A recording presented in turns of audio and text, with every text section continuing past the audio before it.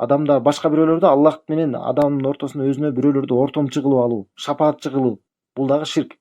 Ошондой эле адам эгерде бир мазарларга барып табынуу, мазарларга барып чүпөрөктөрдү илүү, кээ бирлер эмне кылышат, мүрзөгө барышат дагы, ошо мүрзөнү айланат кээ бир адамдар, таваф кылат. Адамдар биз Аллах Таалага үчүн жалгыз Кабаны айлангандай сыяктуу адамдар барып туруп мүрзөнү айланышат. Ошо мүрзөдө жаткан адамга жакындоо ниетинде. Бул дагы чоң ширк болуп эсептелет. Ошондой эле ошо мүрзөнүн топурактарын жейт кээ бир адамдар. Ошо береке алуу максатында. Же мүрзөнүн дубалдарына сүйкөнүшөт, мазарлардын дубалдарына сүйкөнүшөт. Же мүрзөнүн жанындагы бир тоодон тоголгонушат жерге. Мунун баары бул табаррук деп коет. Аллах уруксат кылбаган бир нерселерден адам береке алуу максатында кылган болсо, бул дагы ширктер болуп эсептелет. Ошондой эле ырым-жырымдар бар. Ырым-жырымдар. Булар дагы ширк. Кандай гана көп ырым-жырымдар бар да. Мисалы, буга чейин да өткөнкү сабакта айткандай, мисалы карамышка өтүп кетти десе адам. Же болбосо жана эки столбанын ортосунан өтпө дейт. Же мисалы бутун басып койсо, кайра бутун басып кой дейт, энемен өт дейт. Же мисалы босогого турба дейт. Босогодон салам бербе дейт. Же болбосо мисалы жана бир жыгачтын үстүнө чапкылап кой дейт. Ийниңен ары түкүрүп кой дейт. Же мисалы бир нерсе адамдын колунан түшүп кетсе, бирөө шашып келатат деген сөздөр. Ошондой эле мисалы тумарларды илүү. Тумар же болбосо бир кайсы бир карышкырдын же бүркүттүн тырмактарын бир көз тийүүдөн сактайт деп, же болбосо бир береке берет деп, же бир жамандыктан сактайт деп, тосот деп ушинтип иле турган болсо, же болбосо мисалы биздин азыр убакта эмне бар? Бир бака бар, жанагындай үйгө акча алып келет деп үйгө коюп койшот. Же жана Будданын элестелиги бар. Мына ушул ташка сыйынган деген ушул нерсе да. Ташка сыйынуу. Ушул нерсе болбогондо анда ташка сыйынуу деген эмне анда? Мына аларга үмүт кылат ошол нерселер жакшылык алып келет деп. Мына үмүт кылып да ибадат кылышат. Аларга таянышат, аларга тобокел кылышат ошол нерселерге. Ошондой эле адамдын көзүнө тирсек чыкса, кызыл жип байлап алат. Кызыл жип байлайт, ошо шифа берет деп турабы. Же болбосо мисалы көз мончок, көз тийүүдөн сактайт деп. Тумар илүү дедик. Эгерде Курандан болсо, бул дагы негизи болбойт. Бул арам, бул ширк эмес, бирок бул нерсе арам нерсе болот. Динди бурмалоо, диндеги бидат болуп эсептелет. Бул тууралуу дагы сөз кылабыз терең. Ошондой эле босоого сөөктү коюп коюу, ууру кирбесин деп, же бир жамандык болбосун деп. Же болбосо бир короого, малдар турган короого эмне тикелең жана чөптү илип койшот. Көз тийбесин деп. Же ошондой эле кайра ууру кирбесин деп. Же болбосо мисалы соодада адам бир акча келсе эмне кылат? Ошо акчаны алып туруп башка товарлардан сүйкөп коет. Ошондой эле мисалы арчалоо. Эгерде жөн эле жакшы жыт үчүн эгерде арчалай турган болсо, бул боло берет.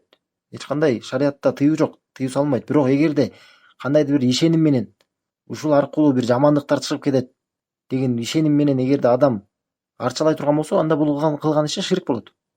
Же болбосо мисалы адамдын үйүндө ит болсо, ушул ит болбогондо биз тоноп кетет эле деген ишеним болсо адамда, ушинтип айта турган болсо, же болбосо мына ушул адам шифа берди, же мисалы ушул доктур шифа берет, же болбосо бул доктур болбогондо деп айта турган болсо, шифа ал Аллах Тааланын эле колунда. А булар болсо себеп. Жакшы доктур болсо жакшы, ал жакшы эгерде себебин кылат. Бирок шифа берүү бул Аллахтын колунда. Же болбосо кээ бир адамдардын касиети бар деп ишенүү. Же болбосо кээ бир адамдар бар, эмне касыдачы деп коет. Келет дагы бир түшүнүксүз сөздөрдү сүйлөп дагы ушинтип ушул аркылуу дарылаймын деп бир сөздөрдү айтат түшүнүксүз. Бул нерсе дагы рухо деп коет шариатта. Бул ширк болот. Бул тууралуу да сөз кылабыз. Анан ушундай түшүнүксүз сөздөрдү айтып, анан дем салышат. Негизи шариатта Куран менен жана сүннөттө келген дуалар менен эле дем салууга уруксат берилет. Анткени Курандын жана бул хадисте келген дуалардын маанилери түшүнүктүү, маанилери белгилүү. Арабча болсо дагы бирок мааниси түшүнүктүү. Ал эми жанагындай түшүнүксүз эле маанисиз сөздөрдү айтуу менен ошентип дем сала турган болсо, бул нерсе тыюу салынган жана бул нерсе ширк болуп эсептелет. Кээ бир учурларда андай сөздөрдө, андай маанилерде жин шайтандарга кайрылуу болуп калышы мүмкүн. Ошондуктан мындай нерседен да сактанышыбыз керек. Ошондой эле мындай адамдар тууралуу бир касиети бар адамдар деп алар шифа берет. Же болбосо алар кайыпты билет деп ишенүү. Кайыпты жалгыз гана Аллах Таала билет. Эгерде кайсы бир адам тууралуу ал кайыпты билет деп ишене турган болсо, бул дагы куфр, ширк болуп эсептелет. Эми ошондой эле эмне дедик? Көз ачыктарга баруу, төлгөчүлөргө баруу, сыйкырчыларга баруу, сыйкыр салуу же сыйкыр салдыруу, төлгө салуу же төлгө салдыруу, жана ошондой эле гороскоптун төлгөнүн бардык түрлөрү. Жанагындай мисалы сандар менен төлгө салуу бар. Же болбосо адамдын мисалы туулган күнүндө сандар менен же болбосо адамдын колундагы чийимдер менен ошонун негизинен төлгө салуу же болбосо жана кофенин уюткучунан же ширеңке менен же таштар менен эмне менен болбосун кандай адам төлгө сала турган болсо же жанагындай жол аштыруу деп коет. Ушунун баары сыйкыр болот дагы ширк болот мунун баары. Жол аштыруу эмес, бул нерсе негизинен бул жол жабуу. Жана көз ачыктарга баруу кандай гана жол менен болбосун. Өзү адам эгерде бара турган болсо, же болбосо интернеттен көрсө, же телевизордон көрсө, же газетадан окуса, көз ачыктарды, төлгөлөрүнүн баарын, гороскоп, мунун баары тең ширк болот. Ошондой эле сыйкырчыларга кайрылуу, дубалатып салдыруу, же мисалы дубалатып бирөөнү сүйдүрүп алуу, же ажыраштыруу, үй бүлөнү бузуп, бул куфур болот. Эгерде кайсы бир адам мисалы машина ала турган болсо, анын машинасына эмне бир чүпөрөк байлап коюу, жамандык болбосун деп, же май сүйкөп коюу. Ошондой эле мисалы касам ичүү. Касамдын дагы бул гана жалгыз Аллах тааланын аты менен болуш керек. Эгерде адам башка бирөөнүн аты, Аллахтан башка бирөөнүн аты менен касам иче турган болсо, бул дагы кылган иши ширк болот. Мисалы эмне деген? Мисалы нан урсун деп айтышат, бычак урсун деп. Же мисалы мына көл турат деп айтышат, көлдөгүлөр. Же болбосо мына асман турат дейт, мына балам турат дейт, атам нарбак урсун дейт, же туз урсун дейт. Ушунун баары тең ширк болот. Мындай сөздөрдү мусулман айтпаш керек. Бир гана Аллах тааланын аты менен касам ичүү болот. Уруксат берилет. Эми бул тууралуу да сөз кылабыз. Же болбосо мисалы береке алуу максатында бир адамдардын денелерине сүйкөнүү, же бир мүрзөлөргө сүйкөнүү айттык бул тууралуу. Мисалы адамдардын денесине сүйкөнүшөт, сылап, ошолордун мисалы түкүрүгүнөн береке алабыз деп ишенишет. Бир кандай бир таква адамдардын. Ошондой эле бир жаздыктын астына бычак коюп коюу, бычак же нан коюп коюу.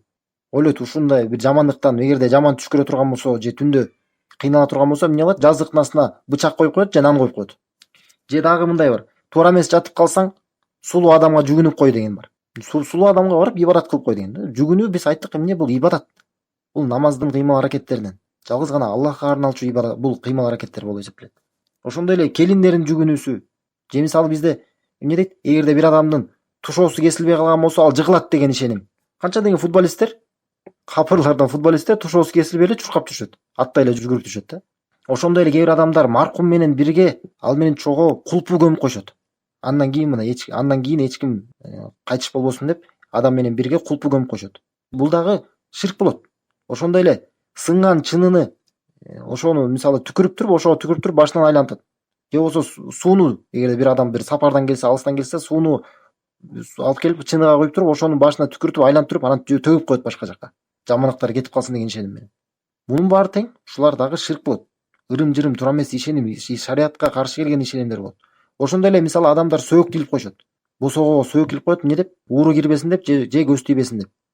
Же кээ бир мына балалуу болбой жүргөндөр эмне кылат? Көптөн бери балалуу болбой жүргөндөр барышат дагы, ар кайсы мүрзөлөргө сүйкөнүшөт.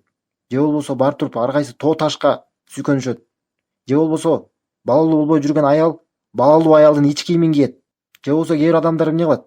Оорудан деп же кандай бир береке алуу максатында эгерде бир кайсы бир маркумду эгерде адамдар жууган болсо, ошол чүпөрөктөрдү шыпа катары колдонушат. Ошол менен дарылануу катары колдонушат. Бул нерсе дарылануу эмес, бул кайра тескерисинче адам ооруп калышы мүмкүн мунун негизинде. Анткени билебиз да, маркум адамдын эгерде адам жытын жытап калса эле тиштери түшүп калат, туурабы? Ошондой эле башка дагы ширктин түрлөрү көп да, өтө көп. Ушунун баары тең буга чейин айтып өткөн ушу нерсенин баары киши өлтүрүүдөн дагы, уурулук кылуудан дагы, зынадан дагы, ойноштуктан да болгон ислам дининдеги эң чоң күнөөлөр болуп эсептелет. Биз үчүн эмне болуп калды? Мунун баары жөнөкөй эле күнөө болуп калды. Эмнеге? Анткени шайтан биздин көзүбүздө бул эң чоң күнөөнү, эң улуу күнөөнү, эң жөнөкөй нерсе кылып көрсөтүп койгон да. Эми биз азыр бул ширктин түрлөрүн жалпысынан эле бир-бирден мындай атап өттүк. Мындан кийин иншалла сабагыбызда ушул ар бир айтып кеткен ширктин түрлөрүн далилдери менен эмнеге булар ширк болуп аталат, ошол тууралуу иншалла сөз кылабыз да. Далилдери менен, Куран сүннөттөн келген далилдердин негизинде эмнеге бул иштин баары эмнеге ширк болуп эсептелет биздин шариятыбызда, ошол тууралуу иншалла сөз кылабыз.